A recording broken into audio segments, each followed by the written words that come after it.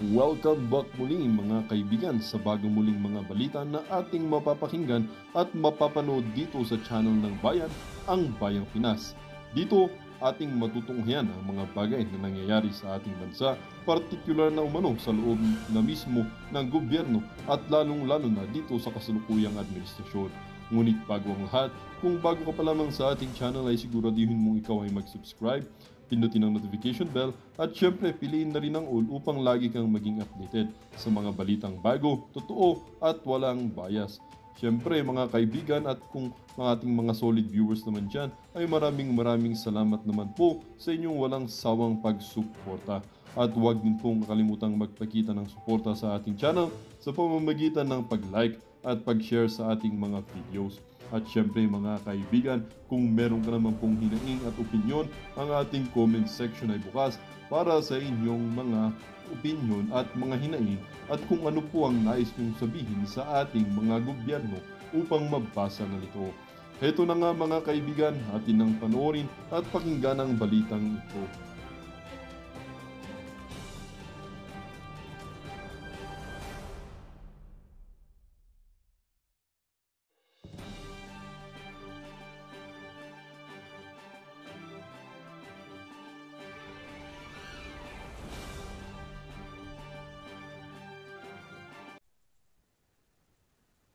Before I forget, no, siningit mo na rin yan dito sa mga bills na itatakil natin.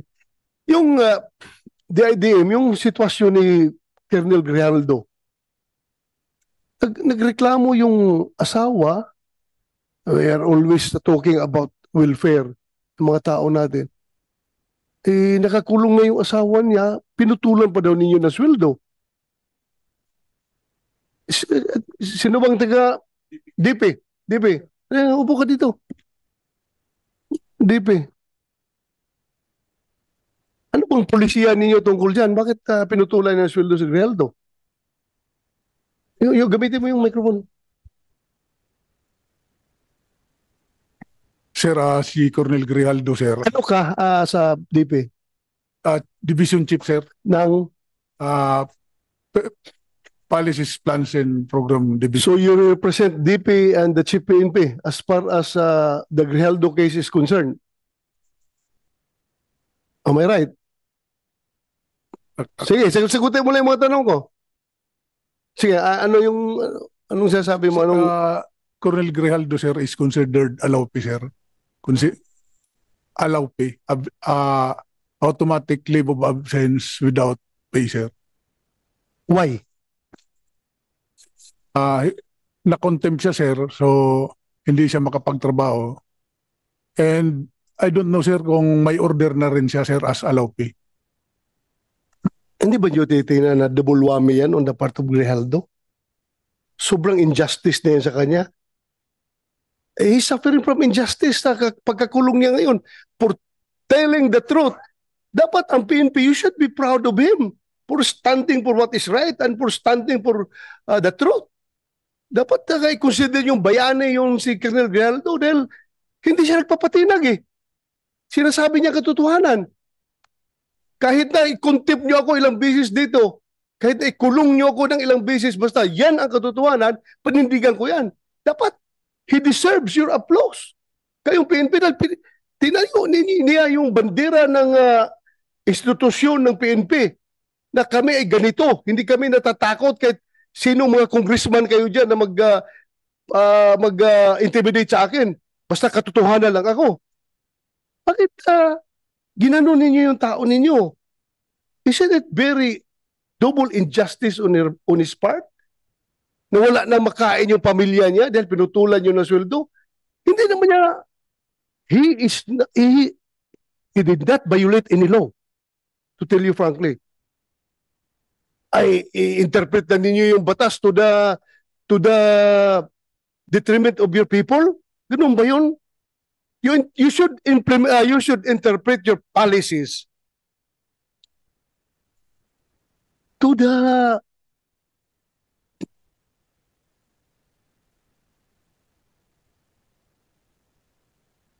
advantage of your people.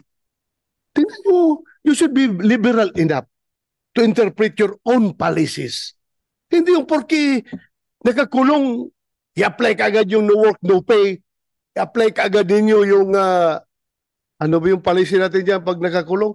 Eh, sabi nyo, yung incarcerated na tao or kwan is automatic, putol ang kanyang sweldo. Kawawa naman yung tao. Yung ginagawa natin yung policy na yan, ha? The intent of that policy is to make sure na yung mga eskalawag na pulis natin na nakakulong ay hindi na mag-enjoy sa sweldo niya. Is Grijaldo eskalawag. Kaya for purposes of discussion, sabihin nyo, isa, wala kami magawa. Yan ang pulisiya natin. No work, no pay. At kapag incarcerated, putol ka ng sweldo. But still, dapat may puso kayo sa tao ninyo. Kung nangyari sa iyo yung ginawa kay Grijaldo, anong sabihin mo? Sige nga, I would like to get your opinion. Sige, you open the mic. Ikaw, nagsasabi ng totoo sa isang congressional hearing. Kinuntim ka, ikinulong ka. Ngayon, nakakulong ka na, pinutulan pa na PNP yung sweldo mo. Wala ka ng pagkain yung pamilya mo dahil wala ka ng sweldo. Yes, sir. Anong masasabi mo? Sir, I think I will have the same sentiments with Colonel Grijaldo. Correct. Yes, sir. Particularly that he is my classmate, sir. Oh, so your classmate. Huh?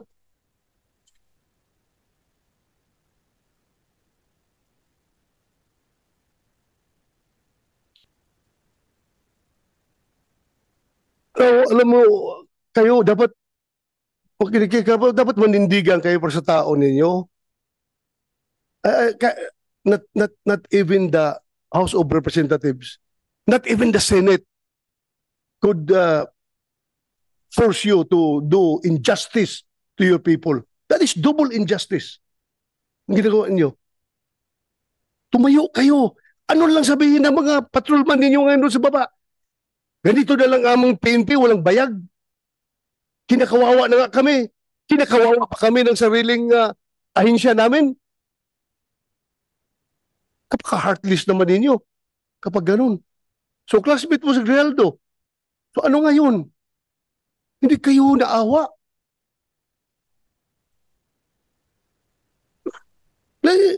Then, I would like to acknowledge the presence of Senator JB Ejercito. Thank you, Your Honor, for joining. Alam mo,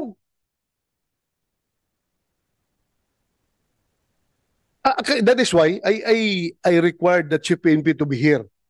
I would like him to explain his side properly. Dapat. Because as a commander, it's very basic. Dalawa yung ating function as a commander. Number one is the accomplishment of the mission.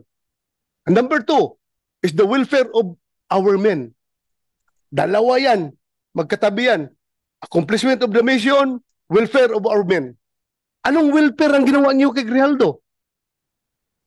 Hindi ba talagang nilaglag ninyo siya? Dahil as I have said, you should be proud of him. Hero ninyo siya. Eh porque galit sa kanya yung Quadcom, galit na rin kayo sa kanya. Tama ba yun na behavior ng isang institusyon na dapat tinitingnan ang kabutihan ng kanya mga membro? I don't see any reason behind bakit ganun kayo mag-treat ng tao ninyo.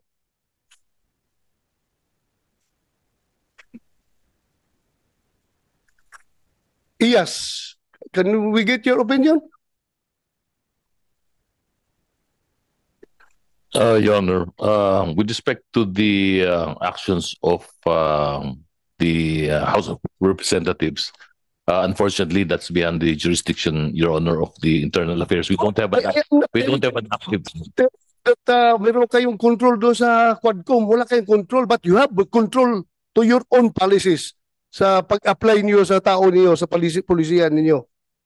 Yes, Your Honor. To that end, Your Honor, we have not, so far as Internal Affairs Service is concerned, we have not instituted or recommended as of yet, Your Honor, any disciplinary action on arising from the proceedings in the House of Representatives, Your Honor. Please tingnan ninyo mabuti yan. It's time for you to show to the world that the Philippine National Police is indeed an institution that takes care of its own people. Huwag naman ninyong ganyanin yung tao ninyo. Ikinungulong na nga.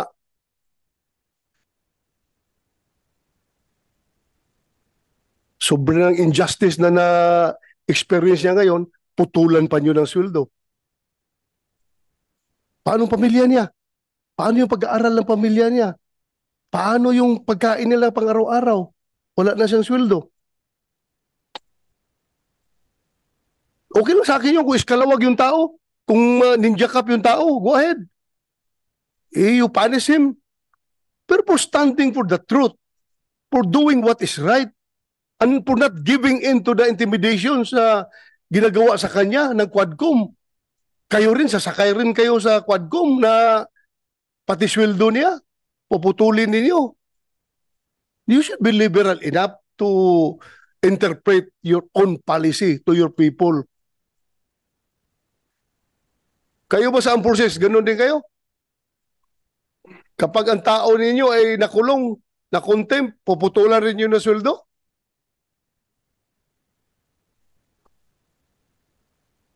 Anybody from the armed forces can speak up? General Mortello, sir, from the Yes. AFP. In our case, sir, it's all based on the legal requirements of to discipline our people. So it's all within the bounds of policies within the organization. We have yung tinatawag namin, sir, na the right of the commander to institute punishment. So meron sa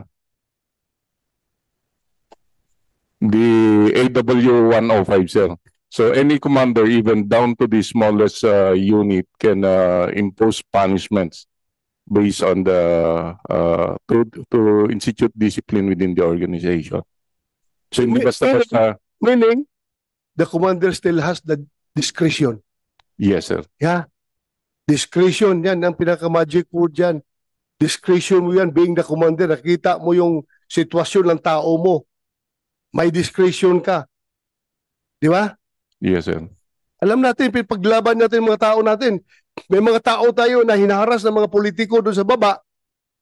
May mga tao tayo na kung ano-ano na pinagpapail na kaso. Ito, kaso talaga sa korte, ha? Harassment cases dahil nga ako mismo, may mga kaso ako noon na harassment cases from politicians because hindi ako nag-give in sa kanilang kagustuhan, sa kanilang pansariling kagustuhan. Hindi ako nag-give in. Kinasuhan ako. Pero, at least ang PNP namin noon ay hindi ako pinutulan ng sweldo. May kaso nga ako eh. Pero hindi ako pinutulan ng sweldo. Dahil nakita naman ng PNP leadership na itong tao na ito nagtatrabaho lang. Nasagasaan ang politiko. Ngayon, nagalit ang politiko, rumisbak, kinasuhan. So bakit ko puputulan ng sweldo itong tao na nagtatrabaho? Sa taong matino. You have the discretion being the commander.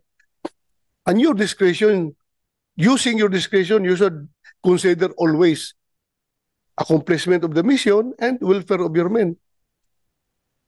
Yung pagpuputol yun ng sweldo kay Grijaldo, what mission have you accomplished? Meron kayo mission na na-accomplish doon? Wala. Wala. Yun lang po. Nandito kayo mga pulis, makinig kayo. Nagsusuot kayo ng uniforme na yan. You're wearing that badge. You're wearing that badge. You stand for what is written on that badge. Ipaglaban ninyo yan. Huwag kayong magpaitoy-itoy sa mga politiko. You know what I mean? Huwag kayong patuta-tuta sa mga politiko, ha? Ha? Yung mga politiko na yan, hindi yan nagtitraining. Ha? Kayo, nagtraining kayo. Yung sweat, blood, and tears ay nagsipaglabasan sa inyong katawan dahil sa training na yan. At gaganunin lang kayo.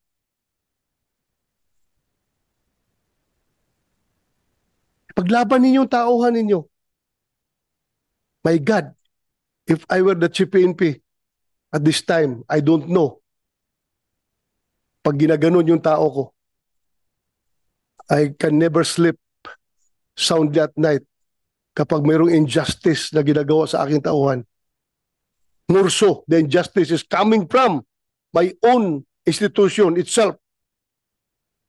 Sabi ko kasi magpakamatay ako para sa aking tauhan kapag ginaganyan yung tao ko. Lalong-lalo na kapag ang tao ko ay nagsasabi lang ng katotohanan at pinanindigan kung ano ang tama. DP, you relay my messages to your to the DP, and to your Chief PNP. I-relay nyo yung mensahe ko. Sana naman nakikinig kayo.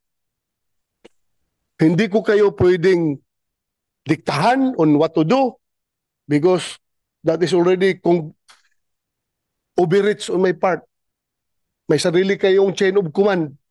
Sundin niyo. Pero sa akin lang, as may oversight function, nakikita ko talaga sobrang injustice na ginawa niyo kay Grijaldo.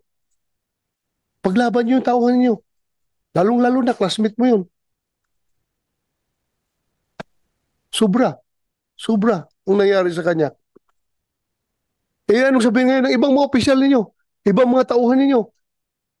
Ganito pala ngayon. Hindi pala ako kayang dipinsahan ng aking sariling institusyon kapag ako'y lumalaban sa tama at sa katotohanan. Hindi pala ako kayang dipinsahan. Bagkos ako pa'y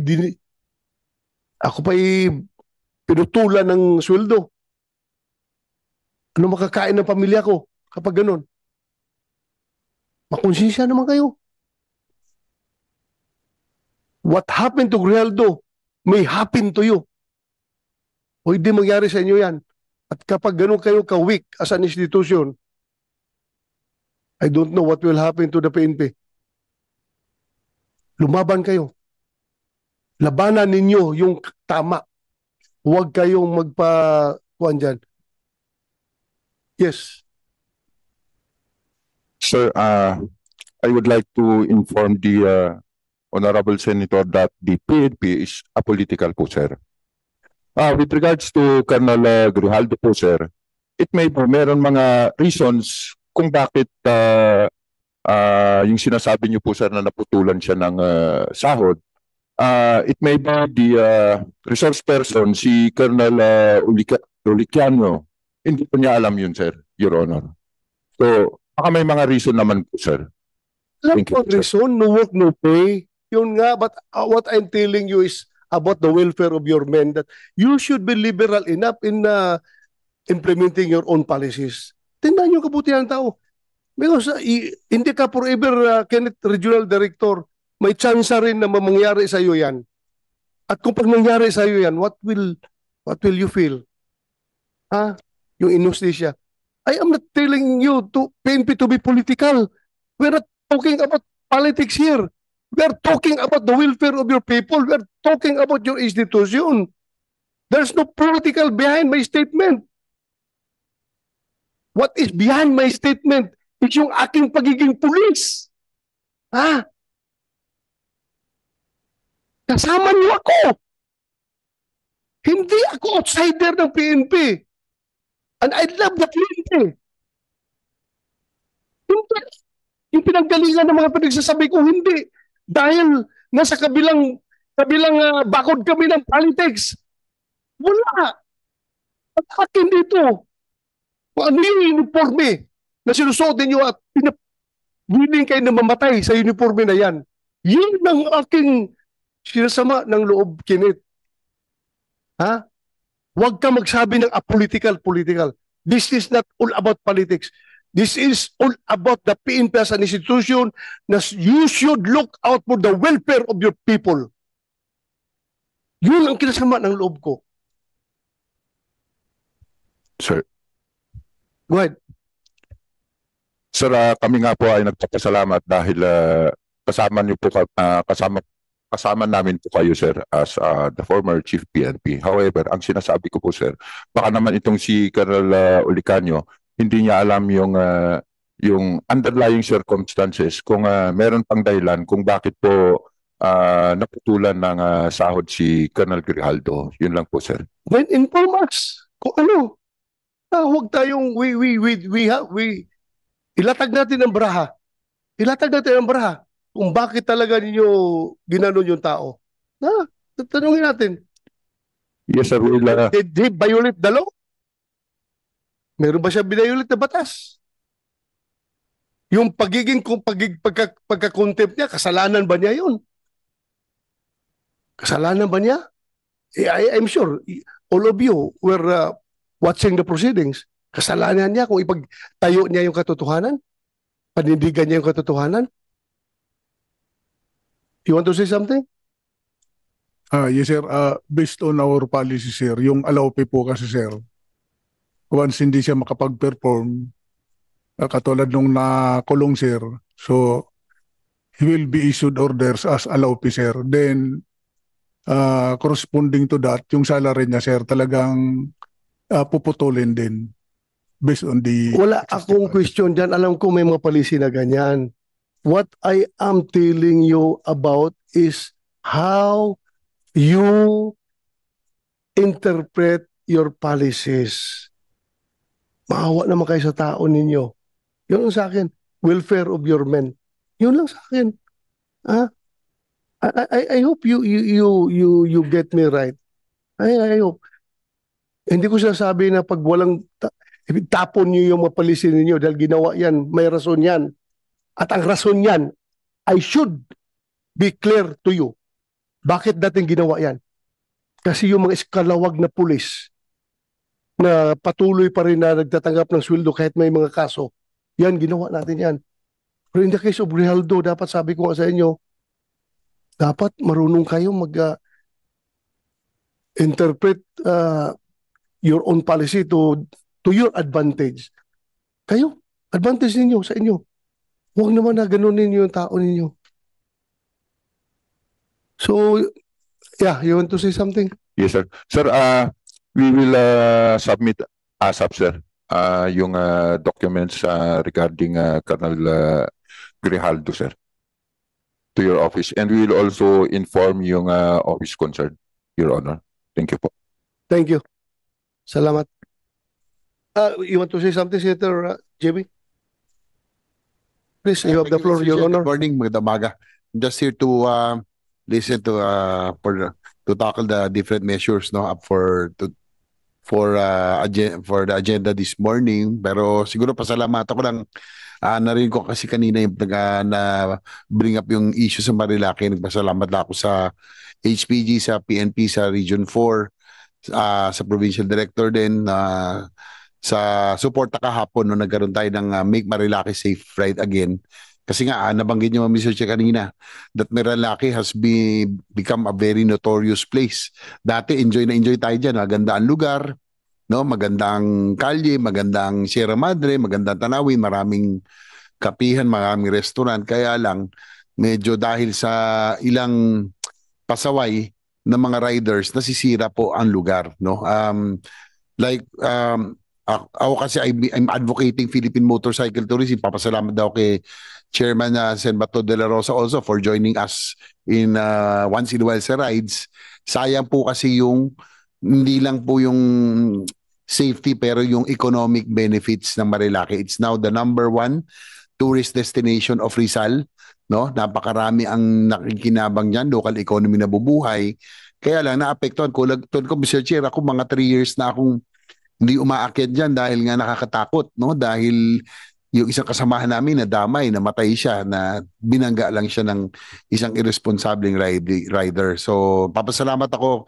Hopefully, yung ating activity kahapon ay will already create an awareness of the need really to enforce discipline sa Marilaki. Napakaganda ng lugar na yan, and it could help immensely in the local economy of Rizal, of Tanay, of Antipolo, through tourism, no? Kaya siguro ano lang doon, Mr. Chair, nabanggit niyo kanina yung enforcement, pero ang alam ko they tried ulit mga ilang taon na, no? Ang HPG naman nagpupunta diyan. Pag nandiyan ang HPG, dumidisiplina naman, no? Kaya lang siguro mas, Mr. Chair, I don't know, you're a former PNP chief, you should know na siguro gawin regular na, dapat magkaroon na ng stasyon siguro dyan, substation, para maging mabantayan na, especially mga areas na kung saan sila nagde-daredevil, Mr. Chair. Yeah, Your Honor, the regional director of PRO 4A, General Lucas, committed for the permanent placement of his people there para mabantayan 24/7 yung highway. That is his commitment, Your Honor. Yes, thank you. Papasalamat ako sa regional director, sa PD, sa HPG head, at sa LTO, nandun din kahapon. So, dapat hindi lang naman silang in-government agency, hindi lang local government, Mr. Chair. Siguro, yung riding community din dapat maging responsable, no? Na sa kanila pong hindi lang siguro Marilaki, it goes with other places as well, no? Na dapat siguro yung iba matuto na pag dumadaan tayo sa mga lugar, respetuhin natin yung mga tao, yung mga nakatira sa lugar na yon. Yun lang, Mr. Chair. So, thank you. Thank you. And in line with that, Your Honor, Senator JB, na-discuss ko din sa kanila yung enforcement natin dyan sa area should not discourage the leisure riders from availing of the beauty of Marilaki. Baka mamaya hindi na sila babiyahe dyan dahil masyado na stricto, di ba? Stricto in the sense na maiwasan ang disgrasya, pero still dapat friendly pa rin sila sa mga motorista. Yun lang, Senator JB. Thank you. Commissioner Kalinisan. Magandang umaga po, Your Honor.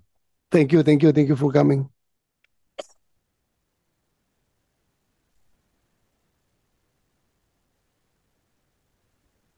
So we proceed to the bills under consideration. Number 1 is a Katutubong Tagapagtanggol Act of 2022 by Senator Loren Legarda and Senator Francis Tolentino.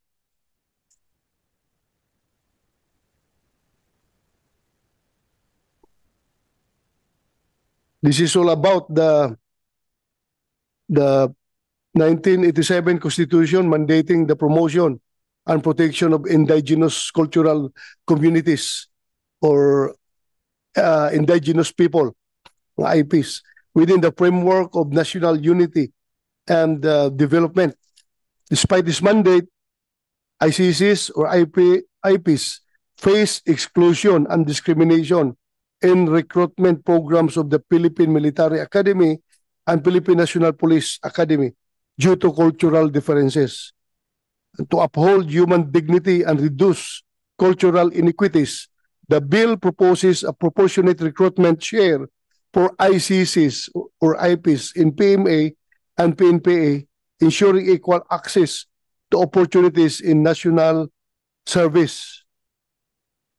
Yung proportional recruitment share is the bill mandates that at least 10% of new cadets admitted to PMA and PNPA must belong to indigenous cultural communities and the IPs. Anybody want to comment? How about General Berong, the PNPA director? Sir, with respect to that bill, we have no position on that. We fully support that bill, sir. If I may give some statistics, currently we have 1,085 cadets, sir. And of that number, 272 cadets belong to the indigenous cultural communities. That already represents 18.61%. So pasok na pasok siya rin 10%. 18.61, yes sir. distributed to different Different classes, ICCs, sir. different First class, cultural- second class, third class, fourth class. yung cultural groupings naman, Yes, sir. iba-iba. Opo, sir. Opo. Merong IP na, sir, yun. IP, IP. sir, yung 18.61%. very good. So kayang-kaya pala yung 10%. Kaya, sir, yung 10%. Yes, Sir Chair. Yeah, yes, go ahead. Naalala ko Senator lang, Tim. di ba medyo minsan sa mga regions kasi, yung pumapasok ng PNP, halimbawa, mga taga-region to, marami dyan Cordillera, no? Mga IPs. Naalala ko kasi, Mr. Chair, during the height of the SUP-44 issue, marami doon sa mga na biktima, mga taga-region 2. Tama ba ako, no? So, doon ba so aside from Cordillera, ano pa yung mga areas na, ano pa yung mga IPs at anong areas yung pumapasok? Alam ko sa region 2, marami talagang pumasok ng PNP, no? I mean, ako lang kung tama, pero ano pa yung ibang areas na pumapasok ka, karamihan, meron ba tayong data nun? All over the Philippines naman, sir, meron tayo sa region na Mimaropa, in Mindanao. So, marami, sir, buong Pilipinas. So okay, wala palang problema itong 10% sa inyo. How about NCIP? May NCIP tayo dito? Ma'am, may tanong ko sa inyo. Sandali, before I go to NCIP, PMA, what's your current percentage ng IP?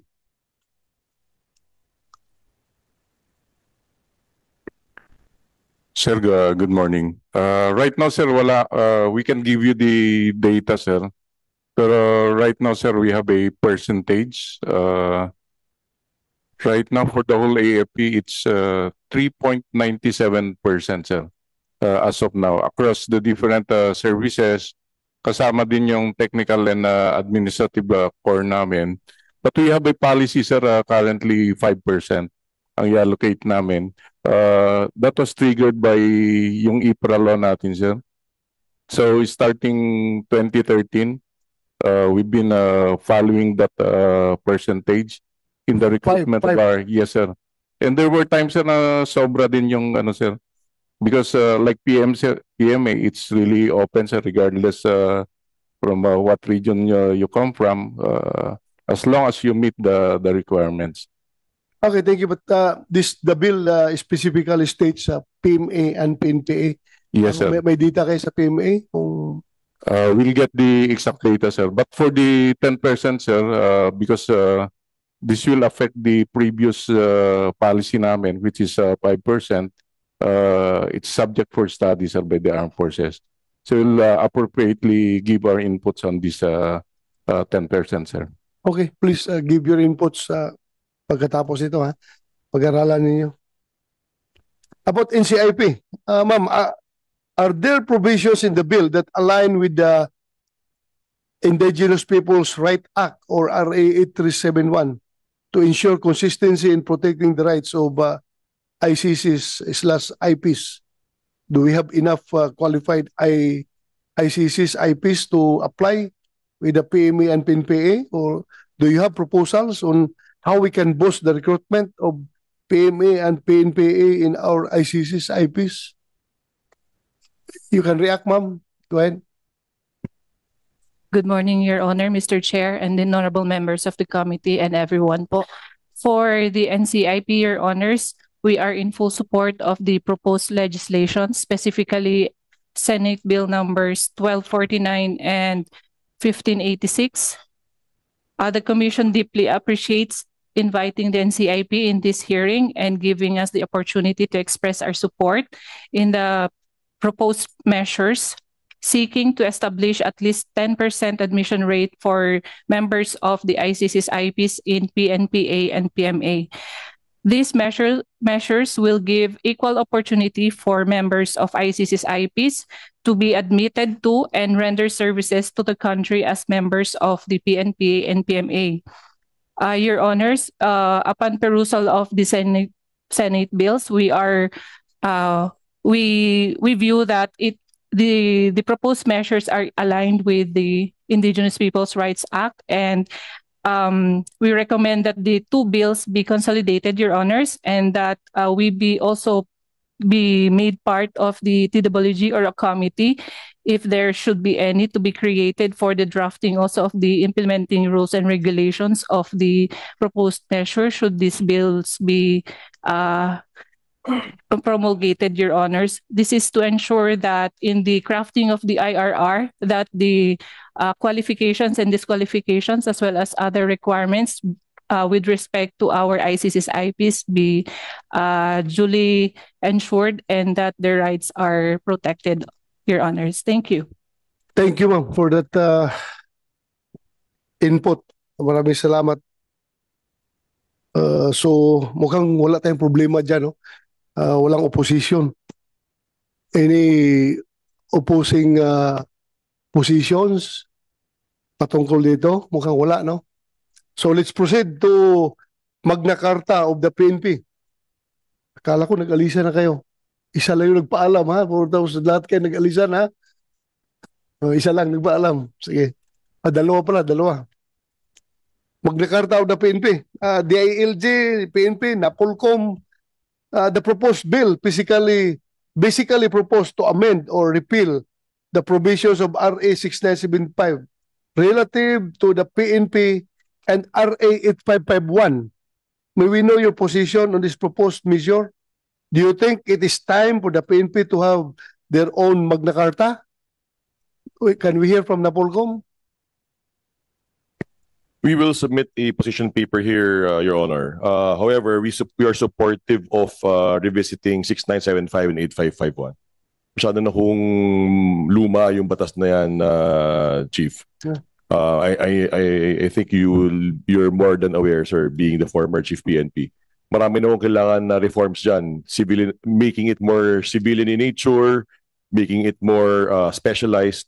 Kailangan na ho talaga nating silipin yung ibang kaparaanan para ma-address din ho natin, especially yung aspetong lumalaki ho yung population ng Pilipinas, and of course the PNP has to catch up, and yung pong mga different offices within the PNP must be able to cope up with the current changes in our population, Your Honor. Tama. Very good. Thank you for that input. Hintayin na nga natin itong i-amend pero nabito lang. Nabito lang yung ating... Yun na nga po na medyo, kaya we're thankful also that we are discussing it because alam na ho nating Chief na, Your Honor, na kailangan talaga natin ng reforms in the Philippine National Police. And the National Police Commission is one with the Chief PNP, one with the Police Force, and one with the Senate in coming up with new legislation to address the needs of the Philippine National Police. Thank you. About PNP? Gusto nyo, okay lang? Gusto nyo magkaroon ng Magna Carta? Yes, sir. Thanks, sir. Actually, sir, we are amenable with the provisions of this Senate Bill 912, sir. But for this meeting, sir, I have only one suggestion, sir. Okay. For Section 7, sir, key positions. So I noticed, sir, that the rank of the Deputy Chief of the PNP for Operations is Police Major General in this provision, sir. Mali ata yan. While the rank of the chief of the staff of the PNP is Police Lieutenant General, who is the fourth in command of the PNP. Mabuti, tinignan mo. Yes, sir. So, take note, Kumsek. Take note. Thank you for that input. For further input, sir, we will submit to the committee our inputs through the Legislative Affairs Center of the Directorate for Plans, sir. Yes, sir. Thank you, sir. Salamat. Maraming salamat. So, any more for Magna Carta of the PNP? Any input? DILG, how about, you're raising your hand, ma'am. You're from... Good morning, Your Honors. Yes, ma'am. I'm from NCIP po. NCIP, yeah, go ahead. Yes po. We fully support House Bill Senate Bill number 912, but we would like to suggest that the gender sensitivity training be made as gender culture sensitivity training, to include the training on IPRA or orientation on IPRA, so that the IPs can connect with the community. The AFP can connect with the community. Thank you. Thank you, ma'am. Can you submit that position of yours to the committee? Yes, Para yes, ma-take note natin. yes, Your Honor. Yes, go ahead. Attorney Noel Bustonera from Napolcom. Go ahead, sir. You have the floor. Mr. Chair, pending submission of the formal position paper of the NAPOLCOM, we would just like to manifest our position to have a provision pertaining to the PNPA cadets. Basically, as it is worded right now, PNPA cadets are still not considered as government employees. So pag may nangyari po sa kanila, kahit may Magna Carta, wala po silang matatanggap. Kasi one of the qualifications is that PNP officer must possess a formal baccalaureate degree. So since wala pa po silang baccalaureate degree, pag may nangyari po sa kadete during training, kahit gaano po kaganda yung Magna Carta, wala pong matatanggap na benepisyo. Thank you, sir. Thank you for that input. In fact, that issue of yours is will taken in our proposed measure na bito lang ng Pangulo. Nandun na yan, kasama yan doon. Any more? Mr. Chair. Yeah, go ahead, ma'am. Attorney Baraan from DBM. DPM. Yes, ma'am. Good morning, Mr. Chair, Senator JV, and to all our guests po. On the part of the DBM, we would like to manifest the following. We would like to emphasize that the benefits po for uniform personnel are different from non-uniform personnel. So, kailangan po natin i-study mabuti yung mga ibibigay po natin for non-uniform personnel. Baka maggayahan po kasi mga other na non-uniform na may uniform personnel din. And in the bill, may mga increase in benefits like yung cost of living allowance, clothing. So we would like to emphasize po yung magiging budget impact po nito in the long run. Of course, on the retirement program po, at the moment po ongoing po yung study po natin for all uniform personnel. So sana po ma-consider rin po na maging uniform na po for all MUPs, not just the PNP po. And finally po, we would like to take note also on the utilization of firearms license fees. Ang nakalagay po dito shall be used solely for the scholarship of dependents of the police. But in the existing policy po, pwede rin po ito for AFP, BCG, BFP, BJMP, and PNP children po. So, kung yun po ba talaga yung purpose po of the bill. And that's all po, Mr. Chair. Thank you po. Thank you. Yes, Your Honor. yeah, go ahead, Commissioner Opo, Calderon. page 4, line 26. Gusto ko lang mo i-flag dito na ang denomination pa rin ng general Chief Superintendent. That's one. And siguro po, if just to highlight po, Mr. Chair, naging issue po itong phraseology na to prior to me sitting as NAPOLCOM Commissioner. Nagkaroon po ng issue on promotions.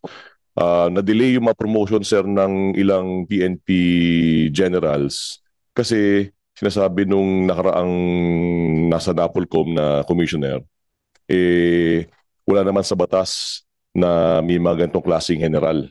Kaya na-delay yung ibang promotion ng ilang general noon.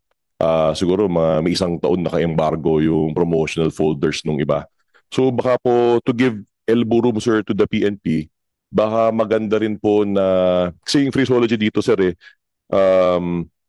no support unit headed by a chief superintendent or higher can be created unless provided by law.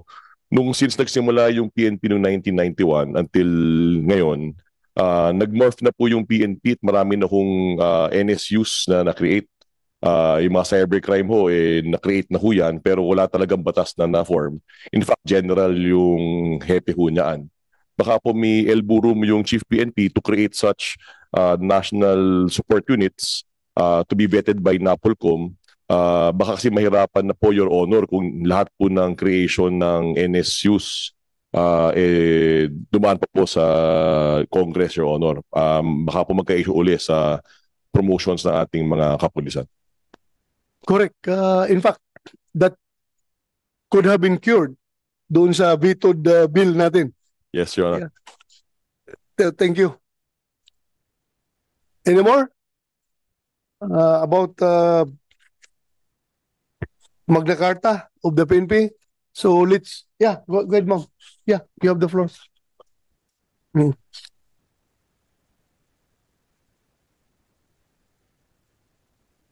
Mr. Chair, Senator Go ahead. Bato, sir, I'm Yes. Cynthia Rosales po sa Philippine National Police. I am the I know you Yes, sir. very much.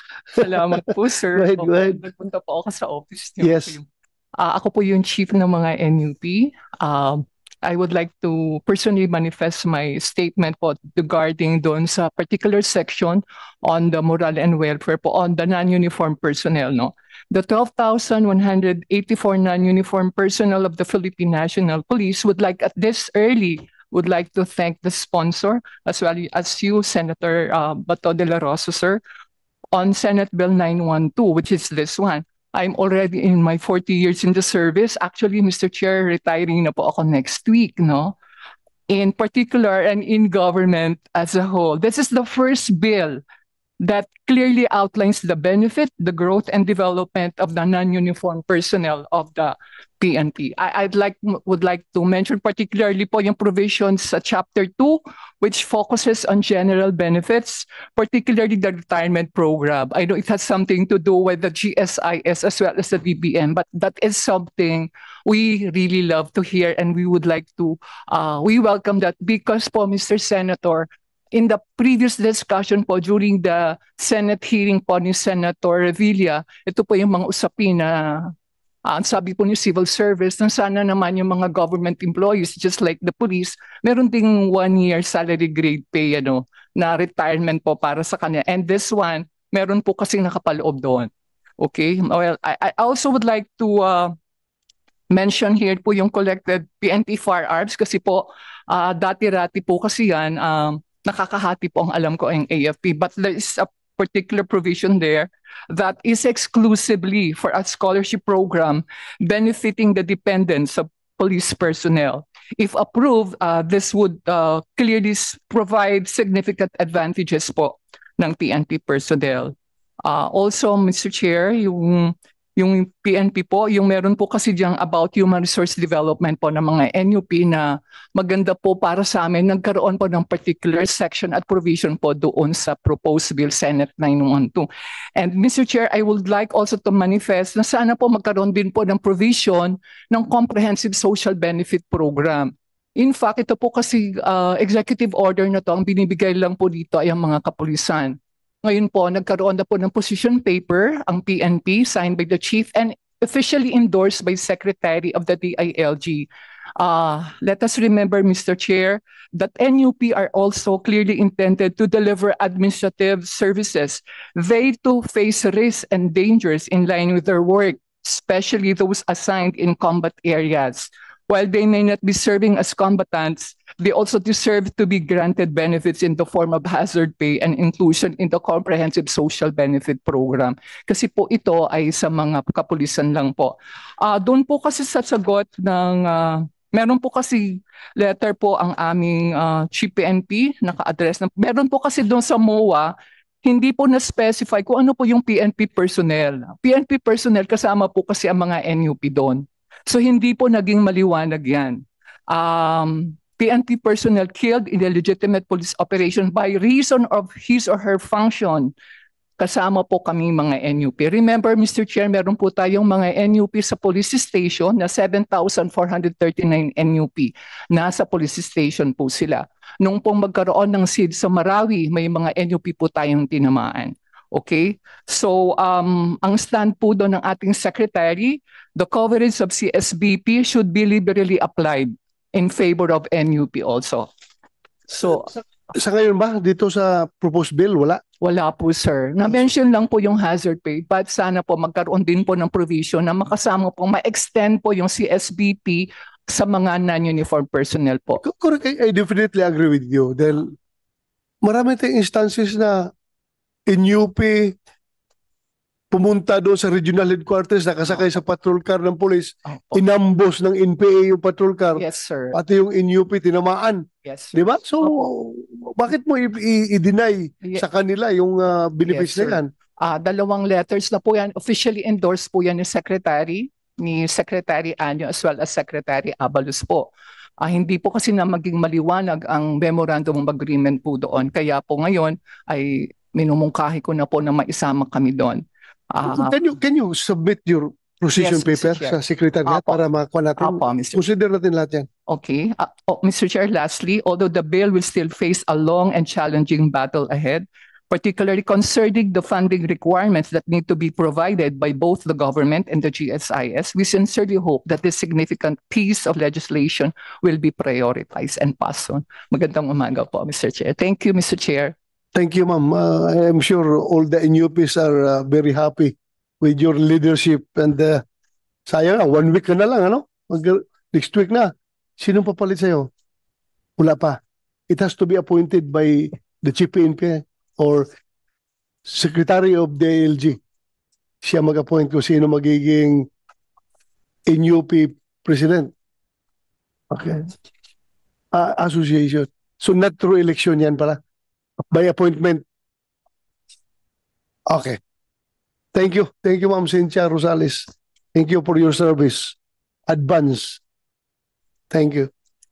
So let's proceed to the PNP educational benefits.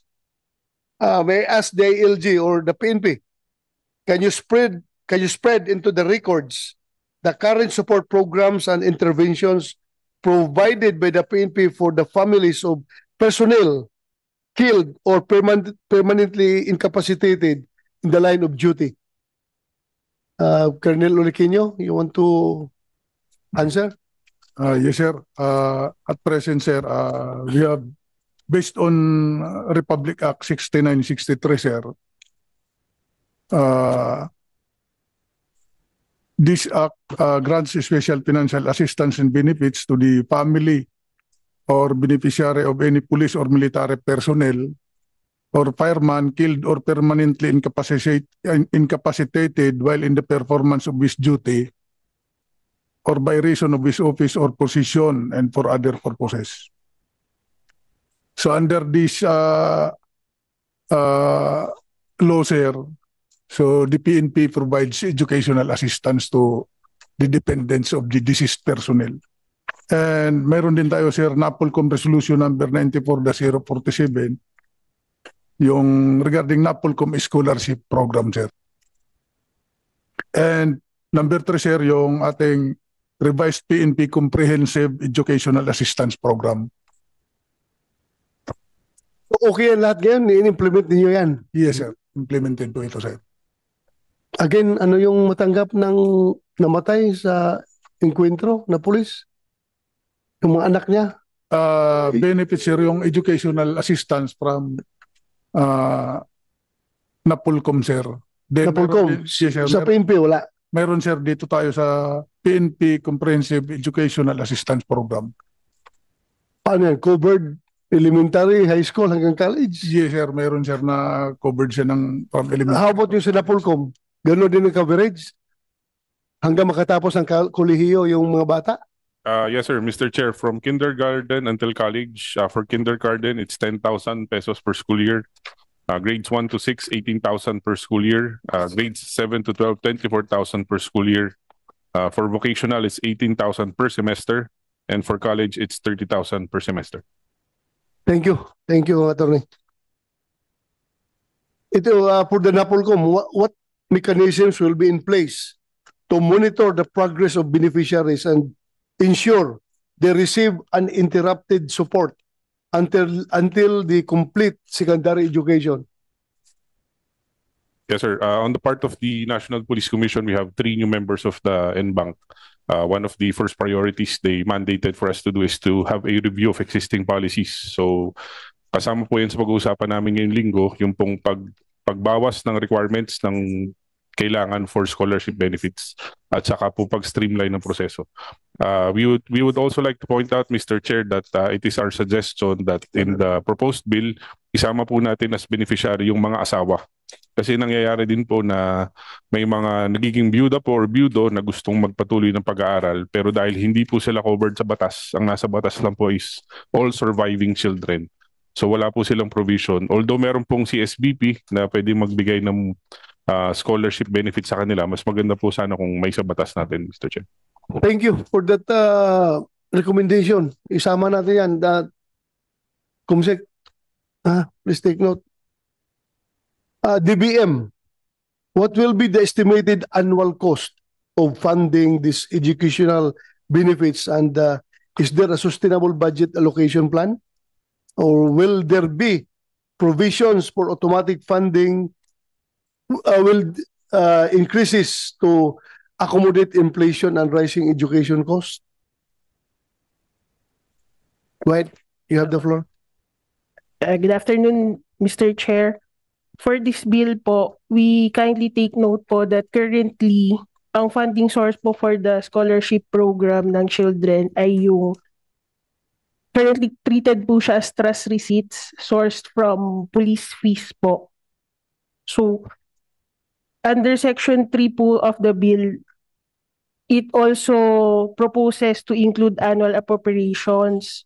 We kindly note po that it has a separate nature, and the validity of funds under the annual appropriations should be that is included in the general provisions po, yung validity niya. And also on item Section 3E, yung grants and donations also have separate policies po and guidelines. So we differ po to NAPOLCOM if they would like to include item B on the proceeds of their income po. As to the estimates po, wala. Currently po kasi it's on a pre-request basis po siya. So kung ano lang po yung dumarating po kay DBM na request po. Sige po. Thank you. Napolcom, can you react to that position of DBM? Kung okay lang daw sa inyo? Actually, Mr. Chair, very minimal lang naman po yung wala po kaming mandate to produce funds eh. So yung pong kinikita namin sa exams, etc., it's very minimal. But if it can be of assistance to the PNP, then we will not object to that. But also, Mr. Chair, naalala ko lang po, we would like to request din po sana if we can expand the benefits. Kasi as of now, it's just tuition and miscellaneous fees. Wala po silang allowances. So kung halimbawa po, magaling yung bata, scholar, etc., wala po kaming provision na pwedeng na gamitin para magbigay ng additional funds sana. So it's strictly tuition and miscellaneous fees ang authorized po kaming bayaran. Thank you. Take note. Your Honor. Yeah, go ahead, Attorney Calinisan. Yes, first po, I just want to commend the current Chief PNP, General Marbil. Naglabas nga siya actually ng sine. Meron siyang short 10-minute video explaining all the benefits na makukuha na isang policeman and dependents from NAPOLCOM, PSSLI, PNP. Hindi ho kasi klaro rin, Your Honor, sa different bodies that are providing support to the policemen na meron talagang different benefits na maaari nilang makuha. So baka rin ho siguro may sama ko siguro sa oversight function ng NAPOLCOM yun kasi kanya-kanyang tira eh. But siguro commendation din kay Chief. Pangalawa, Your Honor, sorry po for being late a while ago. I actually came from a consultative meeting with the RESPOS and DESPOS sa NCRPO. Lumabas po doon sa aming consultative meeting in so many words na yung pagiging police in effect karamihan na namamatay dyan due to lifestyle. Kumbaga hindi naman one of the days na talagang bakbakan yan, Your Honor. Nagkakasakit sila because they are in the urban environment. So, in so many words, yung aspetong KIA-WIA, killed in action, wounded in action, blurred as far as the policeman is concerned because they might be patrolling, they don't get to go to the field as much, unlike the SAF who nasugod. Pag namatay sila, may aspetong kakulangan ng benepisyo. So it's not really spelled out in this bill.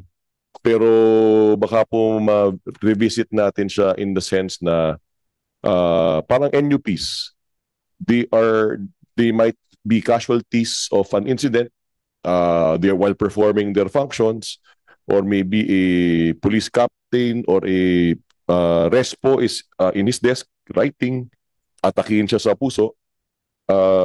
But they're still performing the functions of a policeman. Unlike na namatay siya at nabaril siya, pero they're still policemen. So maybe, Your Honor, it might be a suggestion po na we could revisit it to still give benefits to these policemen who are doing their jobs but in a non-combative function. Thank you, Commissioner. PNP, what's the Colonel Uliquino, what's the difference between a policeman who engages in a gunfight with a criminal at naging casualty yung police, tinamaan, namatay, as compared to a policeman who is doing a beat patrol along the streets at habang siya ay naglalakad, mainit ang araw, nag-collapse for dehydration at namatay? Are they both killed in line of duty? No, sir, but they are both died in line of duty. Died in Yung line isa, of sir, duty. killed in police operations. Killed in police operations. Yes, yung sir. tinamaan sa enkwentro. Yes, sir. Yung isa, in line of duty. Yung, So right now, may diferensya ba sa kanilang matatanggap sa mga pamilya? Sa dalawang instances na yan, may diferensya? Mas maraming benefits, sir, makuha yung killed in police operations. May mga additional benefits po yun, sir. Katulad, sir, nung... So, yung punto ng Napolcom na gusto nila, blurred yan, yung gustong klaruhin natin, dapat ilagay rin natin doon. Pag ikaw ay nag-duty, masyadong mainit, na-dehydrate ka, namatay ka, dapat makatanggap ka rin ng pariha doon sa namatay sa enkwentro. Are you amenable to that? Yes, sir. Tama, kasi Since they are both performing their duty, sir, as police officers. Correct. So thank you for that opinion. Yes, you want to say something? Wala. So let's move to the next topic. PNP Camp Development Fund. Who wants to say something about this? Yeah, go ahead.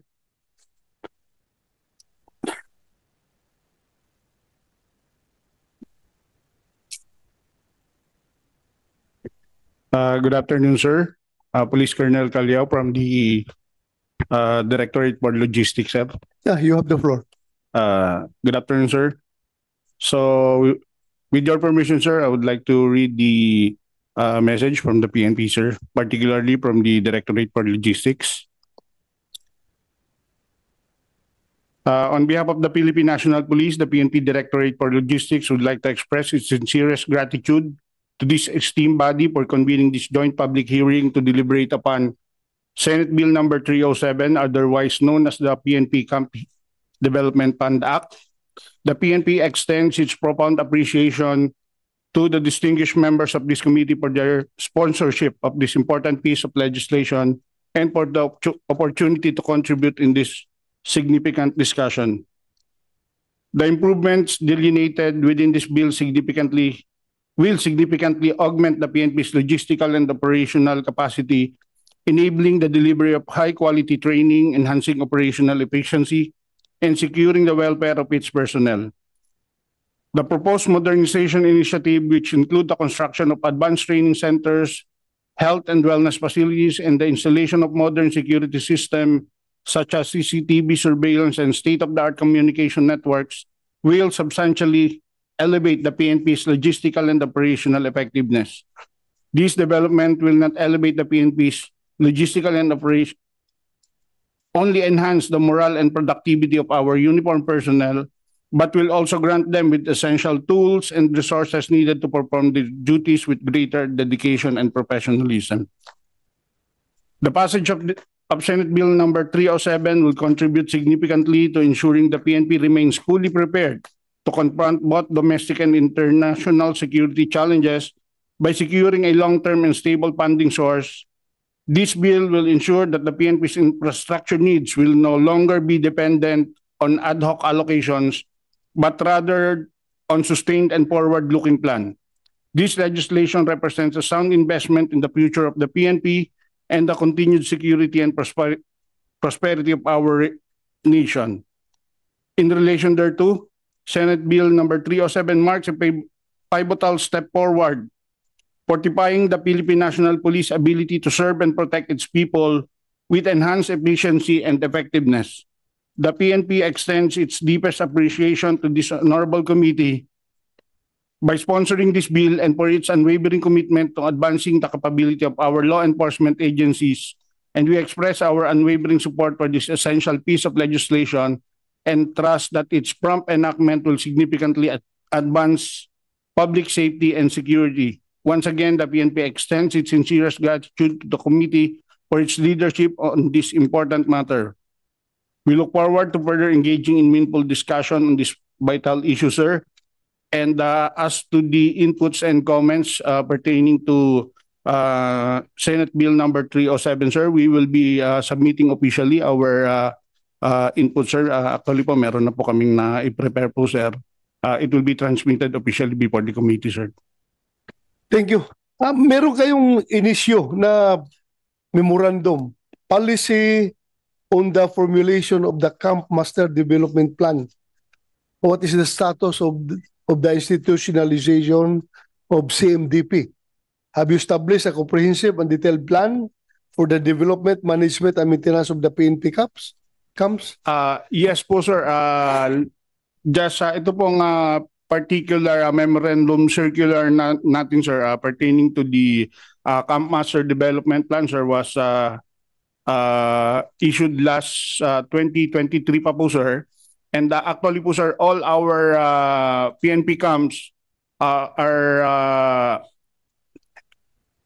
already have their duly approved respective CCMDPs. And with these CCMDPs po, sir, hindi na po, unlike before na kung saan-saan lang gustong magpatayo ng mga interest, ng mga structures within a PNP camp. So ito po, sir, very systematic na and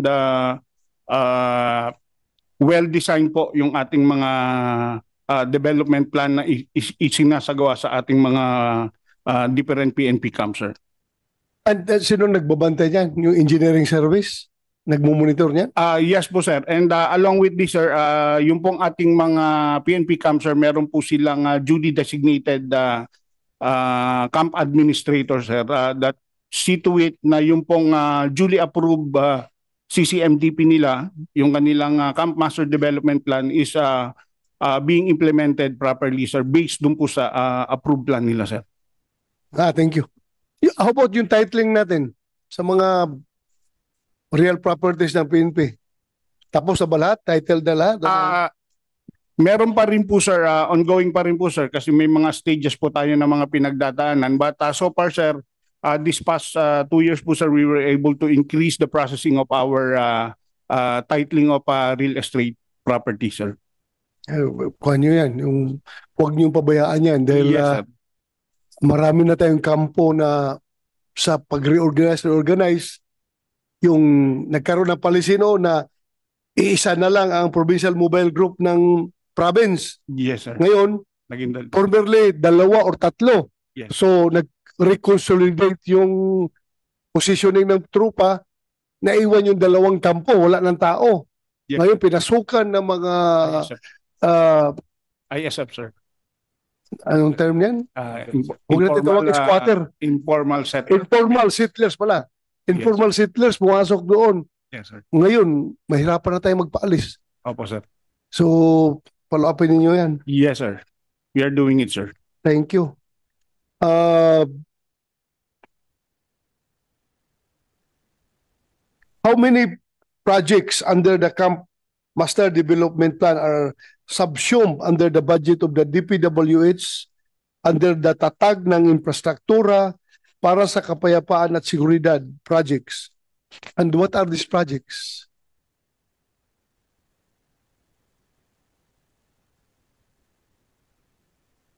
Kasi may sariling master plan din yung kuan yung DPWH. Yes, sir. Dapat magkuan kayo, reconcile niyo yung inyong mga master plan.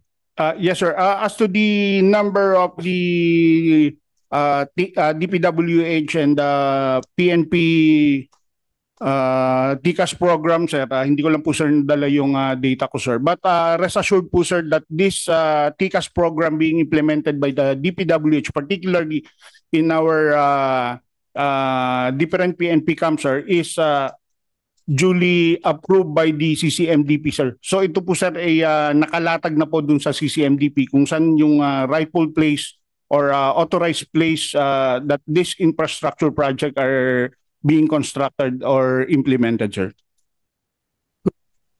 Thank you. Maraming salamat. Anyone gusto mag-comment on this? Go ahead, Attorney Baraan of DBM. Good afternoon, Mr. Chair.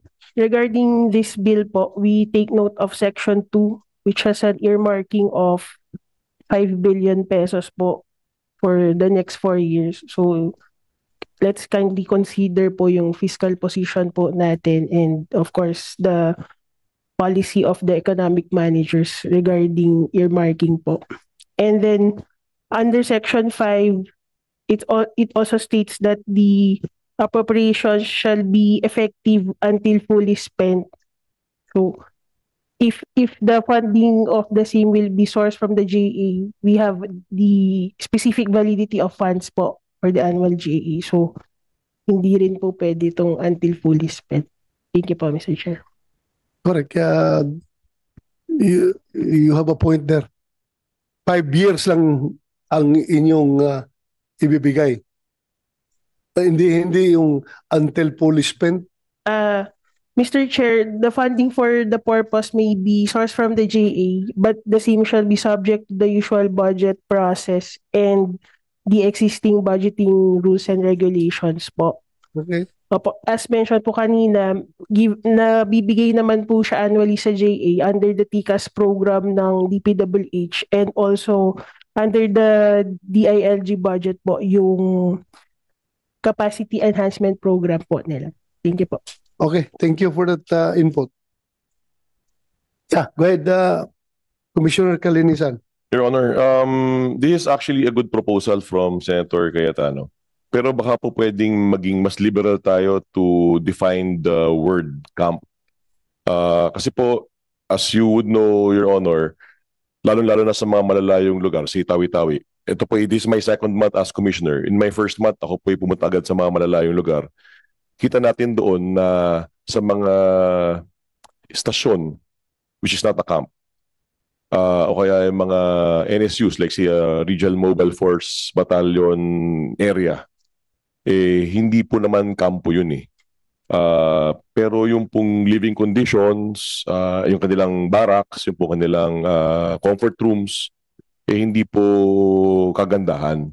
So if we are going to use the definition here of camp, medyo technical at pati nga it makes mention of an headquarters, baka dapat po it should also include stations, substations, it must be more liberal. So yung pong mga areas po na kinangailangan po ng suporta ng ating Kongreso para doon sa mga malalayong lugar, maibigan po ng pansin din po, Your Honor. Correct. Thank you. Thank you for that input. Nakalagay lang dito is camps and headquarters, di ba? Camps and headquarters of the PNP. So yung iba na nag-oopisina, gumagawa ng opisina outside of the camps and outside of the headquarters, hindi makukover.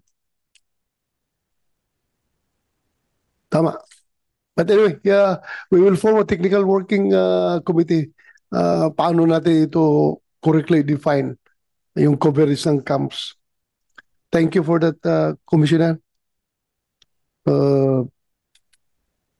Any more? Any comment on this particular measure? Any inputs? Okay, kung wala na, let's move to the next measure, strengthening the IAS of the PNP. You have the floor, IAS. With your the comment. permission of the chair, may I make a short statement, Your Honor? On behalf of the Internal Affairs Service of the Philippine National Police, I would like to extend my deepest gratitude to the Honorable Chairman, Senator Ronald Bato de la Rosa, for taking up these important legislative measures that seek to strengthen IAS. Naalala ko po, nung kayo po ay Chief PNP at kahit po kayo ay nasa Senado na po, lagi niyo po sinasabi ang ating mga kapulisan ay dapat po disiplinado. Your commitment to ensuring accountability and integrity within our police force is a testament to your unwavering support for a more professional and trusted law enforcement institution. The Internal Affairs Service fully supports any legislative effort that reinforces our mandate, strengthens our independence, and enhances our capacity to uphold discipline within the ranks of the PNP. A robust and empowered IAS is essential to ensuring that our police officers serve with integrity, fairness, and dedication to the rule of law. We stand ready to work with this committee in refining and improving these proposed measures. As in fact, Your Honor, we have prepared a position paper which we are ready to submit to this committee. And should IAS be invited to a technical working group to provide technical inputs or recommendations, we will extend our full cooperation to ensure that the reforms envisioned by this legislation truly serve the interests of justice, accountability, and public trust. Maraming salamat po, Mr. Chair. Thank you, IAS. Maraming salamat.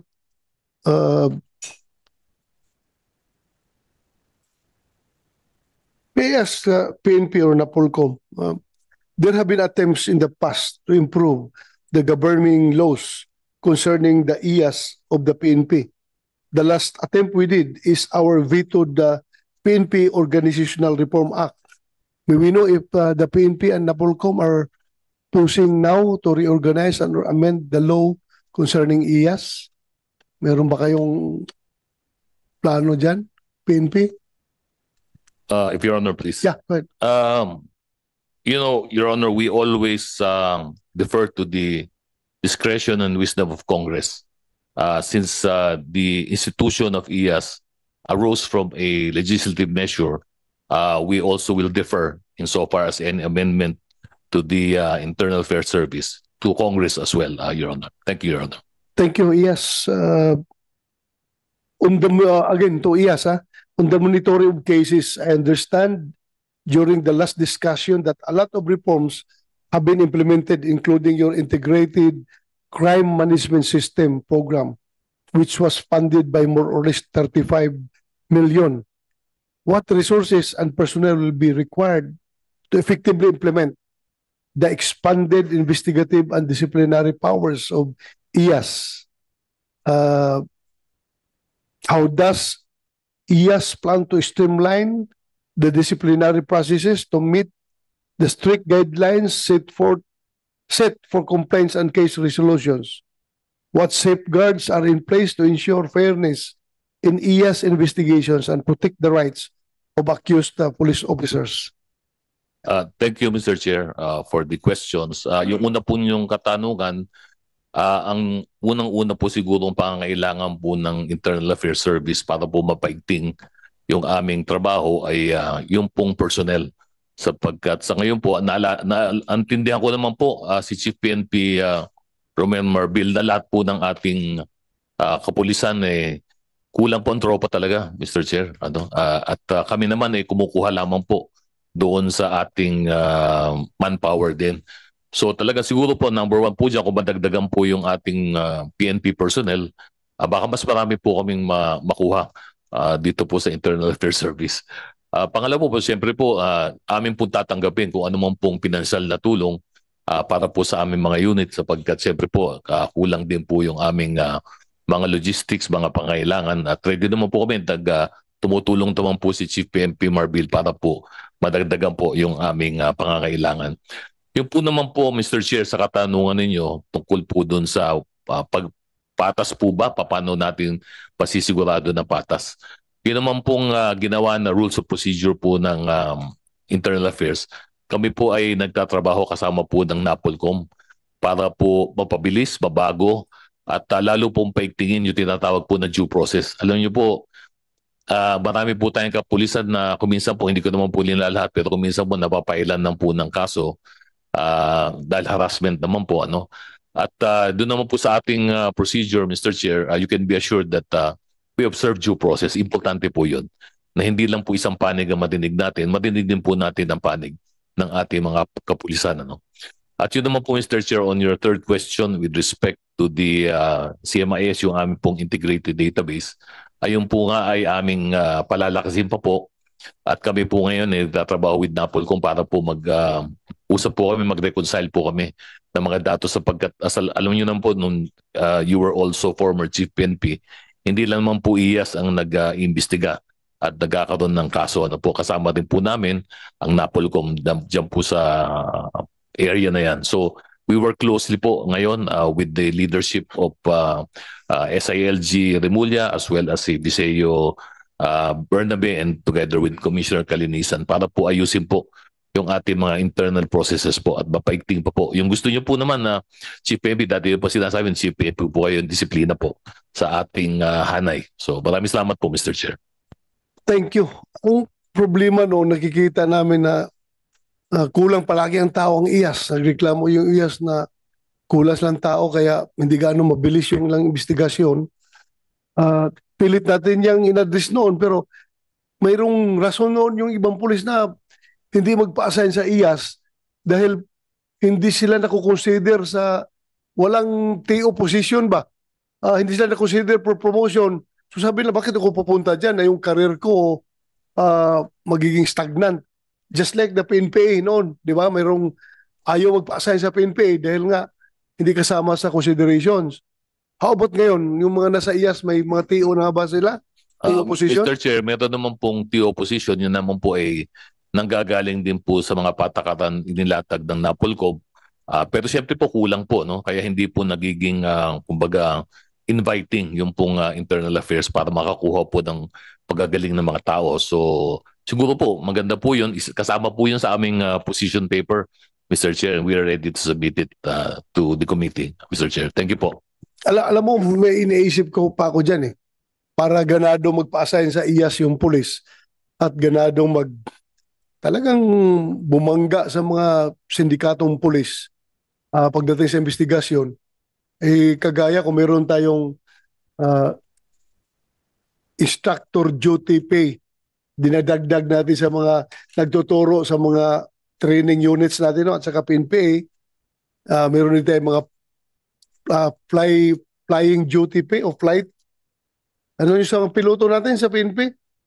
Flight duty pay o parang hazard pay, ganon. Dapat meron ding kaukulang incentive yung mga nasa IAS.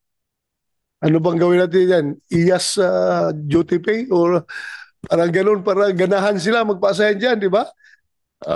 Maraming salamat po, Mr. Chair, at tama-tama po yung sinabi nyo, naintindihan nyo po yung kalagayan po ng Internal Affairs Service at welcome po kung meron pong legislation na magsasabatas po ng additional incentive po for our personnel. Malaking bagay po yun, Mr. Chair, sa inyong gusto na magkaroon tayo ng disiplinadong kapulisan. Ikuan mo, Kumsek, tingnan nyo doon sa, kung wala ito doon sa itong bills under consideration, gawa tayo kahit sa committee report, ilagay natin. Para masaya naman yung taga-IAS. Yes, go ahead, Commissioner. Before you answer, Commissioner, kilala mo si General Kalinisan? Yun nga po sir, actually yun po yung next kong linya. We are fully supportive of the strengthening of the IAS. Pero bilang anak din po ng pulis, actually pareho magulang ko po pulis, Your Honor, nanay ko po at tatay ko. Hindi lang po yung lalaki po yung pulis, pati po yung babae, Your Honor, pulis din po. Kaya po ako po ang ambassador of the moral and welfare of the Philippine National Police. Kaya don't worry po, Your Honor. Pangangalagaan po natin ang moral at welfare ng ating kapulisan. Kailangan ko lang kung dugtungan. Kaya alam ko naman ang pinagdalandakan ko everywhere I go, tayo po ang tagapagtaguyod ng may kakampi na at pinanganak na ang kakampi ng pulis sa loob ng NAPOLCOM. Pero, Your Honor, we also need to strengthen disciplinary authorities. So bukod sa IAS, kung pwede kong manawagan, Your Honor, ako po bago po ako naging commissioner, ako po naging hepe o executive officer and chairman of the People's Law Enforcement Board, PLEB, ng Quezon City. Doon po napakaraming masasayang kaso. That actually led me to where I am right now. Baka rin po kung maaari, Your Honor, mas strengthen din po natin ang PLEB alongside the IAS. And as commissioner right now of the NAPOLCOM, I'm very much willing to give my insights to strengthen both the IAS and the PLEB, Your Honor, para po medyo effective po yung intent ni Senator Grace po to strengthen disciplinary mechanisms in the Philippine National Police and outside. Kasi po yung PLEB, siya po labas doon sa mechanism ng NAPOLCOM at ng IAS, Your Honor.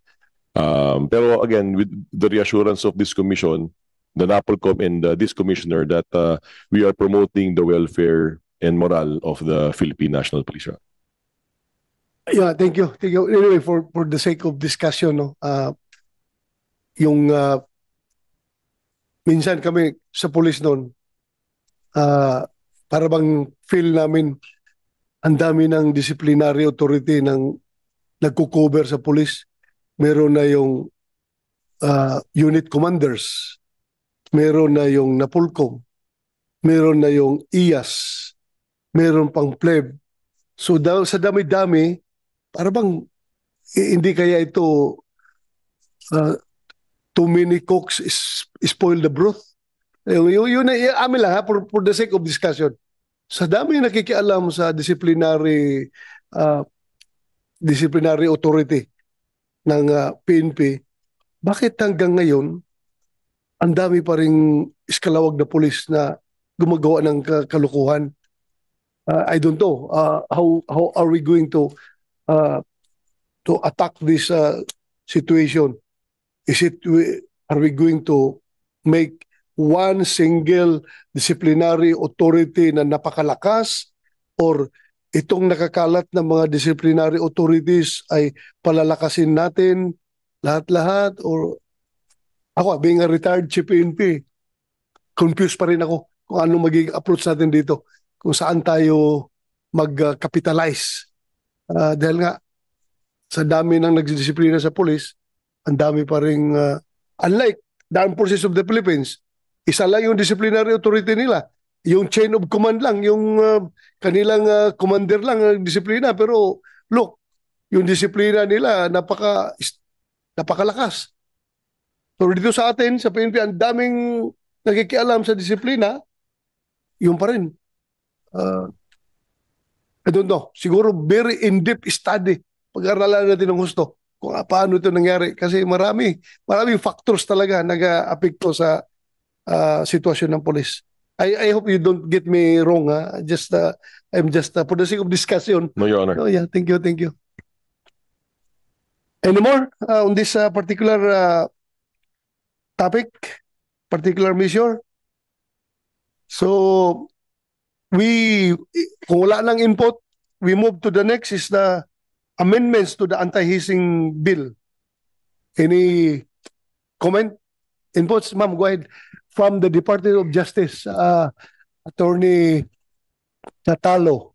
Good afternoon, Your Honor. Good afternoon, everyone. On the part of the Department of Justice, pending the submission, Your Honor, of our official position paper, we would like to manifest our support in the proposed amendments in stated in or contained in Senate Bill number 2271 to further enhance the anti-hazing law. And we also laud the objectives of the bill, which impose stricter penalties and also to enjoin the active participation, not just only of the school authorities, but also of the barangay officials and police having jurisdiction over the place where the initiation rites are being conducted in terms po of regulating, monitoring, and registering these organization, fraternities, sororities, and the initiation rites po, Your Honor.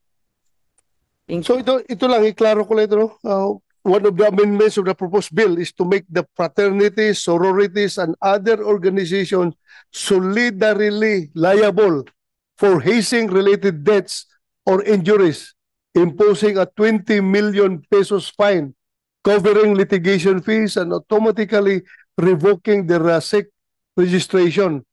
May we please hear from you again, ma'am?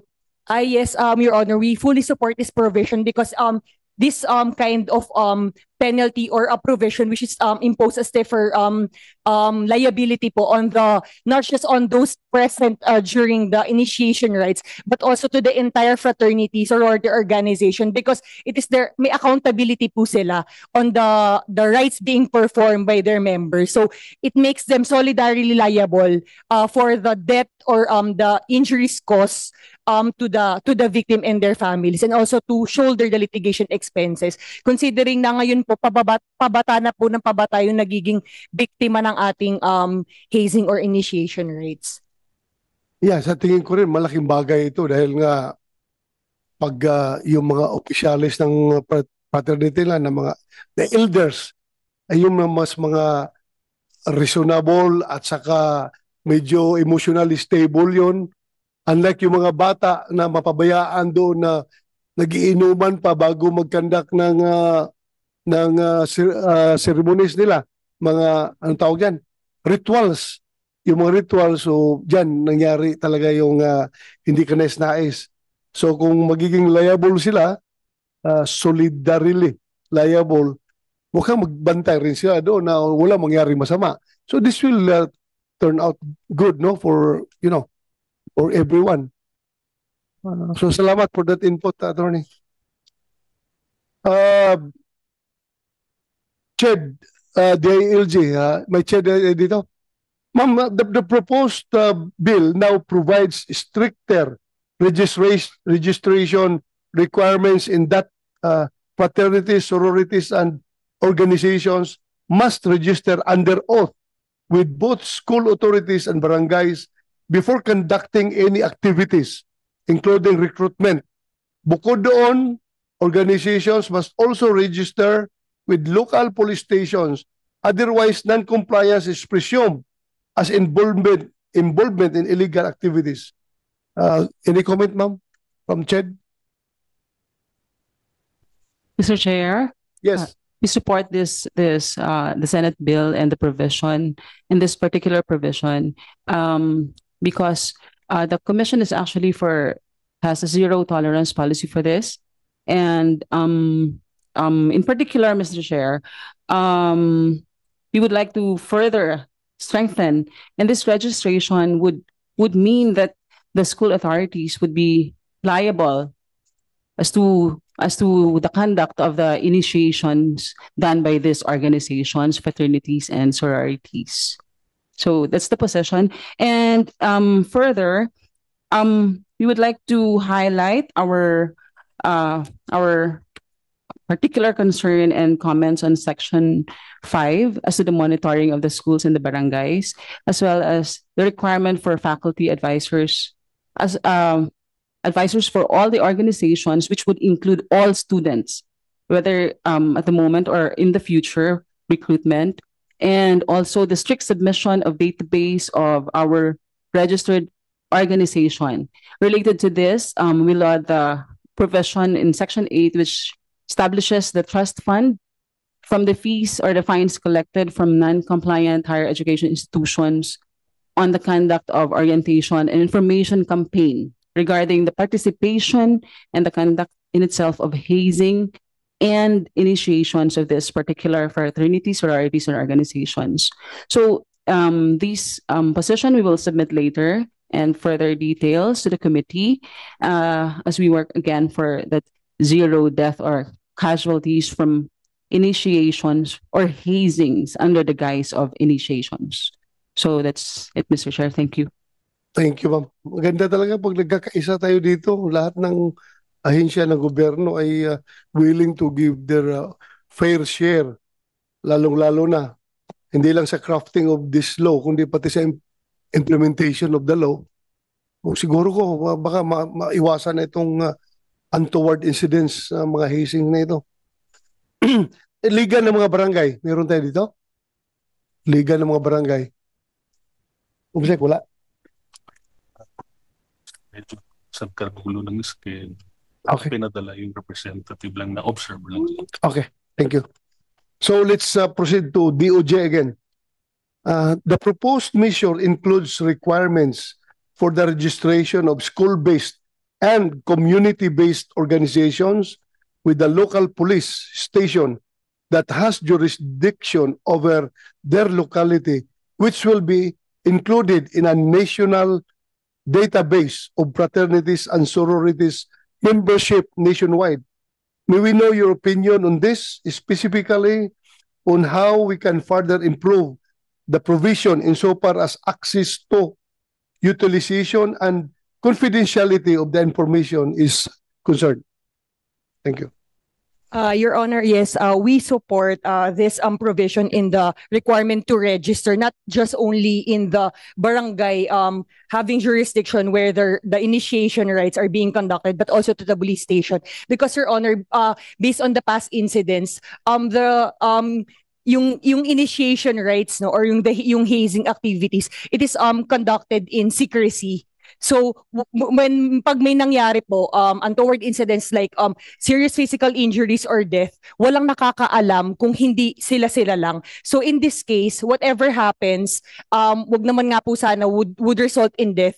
At least madaling mahanap yung mga taong accountable and liable because their organizations are registered both in the local police having jurisdiction in the place and the barangay. So whatever happens, mas madali po yung reporting. Hindi po katulad nung nangyaring incident na if I'm not mistaken, with John Matthew sa Lilig, na after nang nangyari po na namatay po siya dun sa kotse, natakot po ang members ng fraternity to bring him to the hospital. Instead, bury him dead po na lang sa isang bakanting lote. So in this case, we would at least hold people accountable and their organizations. Yun po kasi yung I think the proposed amendments are focusing on, not just on the members who conducted the rites, but also to the entire organization to ensure that they are not doing hazing activities, di ba po? Which is totally against public policy and public morals. Thank you. Itong merong school-based na fraternity, merong community-based, di ba? For example, no, may case na tayo narinig dito na estudyante na isang eskwelahan namatay sa hazing. Ngayon, nung kinumpronta yung eskwelahan, sabi ng eskwelahan, pasensya na sir, estudyante namin yan. Pero yung kanilang fraternity, hindi po nirecognize ng eskwelahan dahil hindi nakarehistro yan dito. In fact, community-based pala yan, yung fraternity na yan. So, sino ngayon ang mag-regulate or sino ngayon ang magpupulis ng mga, of course, school-based fraternities can be regulated by school authorities. Ito ngayong community-based, sino ngayon ang magbabantay sa kanila, kundi yung police station doon sa area at saka yung local government units. So, wala lang pasahan nito ng responsibilidad, di ba? Hindi na sila makakaiwas sa responsibilidad. So, any more comment on this particular measure? Go ahead, DBM. Good afternoon, Mr. Chair. Regarding this bill po on Section 4 in relation to the creation of trust fund, we know po na this also includes SUKS po, no? Kasi educational institution. Yung proposal po to pay a fine of 5 million pesos. So first, we defer po to the SUKS kung saan po nila ito kukunin. And second, baka we defer din po to CHED, baka may mas magandang penalty sa kanila kung SUKS po ang mag-violate po mismo nito. Thank you po. Thank you. Alam mo, nilagay lang yan is for parang preventive purposes. Parang parang matakot talaga yung kuan gagawa ng krimen. Ngayon, pinoproblema mo na kung sinong magbabayad ng 5 billion. Halimbawa, isyusi ang matcha-charge, no? Reklamong DBM nito, kukuha na naman ng budget ng DBM ito ng 5 million. Correct, tama ka dyan. Pero, very exorbitant ba yung... Kasi kung hindi natin gawing exorbitant, walang lalapastanganin lang rin yan ng mga problema dyan. Kano lang yan. Pero pag ma-exorbitant, talagang, wala tayong kuhan dyan, wala tayong pambayad, mag-ingat tayo. Anyway, sige lang, we'll consider your opinion. Any more? Wala na? Kung wala na, I hope kumain kayo sa pagkain na sinerve ng committee. Kasi maglauna na. So, having no more opinions to be heard, I would like to thank everyone for coming over. Again, thank you for, sorry for being late. Sorry talaga. Grabe lang dinaanan ko kalsada. Thank you for the process for joining us, PNP, DOJ, Napolcom, mga commissioner natin. Lahat ng ahensya nandito. NCIP, hindi ko na makita, malayo na. Kailangan ko ng teleskopyo doon. CHED, ma'am. Ano pa bang ahensya na hindi ko nabanggit? Nabanggit ko na lahat, no? DOJ. So, salamat sa inyong pag-attend. I hope